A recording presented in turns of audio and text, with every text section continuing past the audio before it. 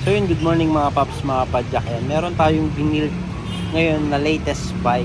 Ayan, na naka Pops Pro 1 rim set. Ayan, ginamitan natin ng Pops Pro 1 Hubs version 5. Ayan, i-check natin dito sa labas kung gaano nga ba to kaingay kahit nasa labas ito. Ayan, ito yung kagandahan sa Pops Pro 1 version 5. Kahit na isalpak na sa bike, hindi nagbabago yung ingay niya, kundi mas nagiging maganda pa yung na-create niya na tunog. Ayan, marami kasing nagko-comment at marami ding nagtatanong, maingay nga ba talaga yan pagdating sa actual at pag nasa labas. Ayan, papakita ko sa inyo. Nandito tayo ngayon sa labas.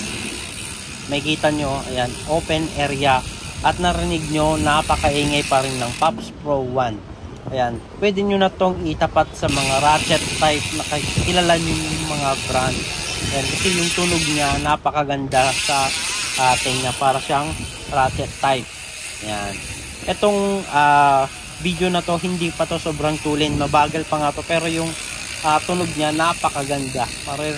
Maririnig nyo naman sa video. Paano pa kaya yung napakatulin na to mas maganda yung ingay at mas loud. Grabe.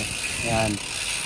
Ito yung pinagmamalaki namin ngayon na latest innovation ng Pops Pro 1 version 5. Ayan, ganyan katatag yung Pops Pro 1 namin na model. Ayan, umabot na hanggang sa 5 version niya. Ayan, natunog mayaman. Sa mga nagtatanong magkano to, 2,500, 1 year warranty sa Pulse and Spring. Pag nasira yung spring and pulse mo, dalhin mo lang dito para magawa namin for free. Ayan, ganyan katibay at ganyan ka quality yung nabibuild namin dito sa Pops Pro 1. Ayan. So, kung gusto niyo mag-order, nasa yellow basket natin or di kaya nasa link section natin. Thank you mga paps, mga kapadyak.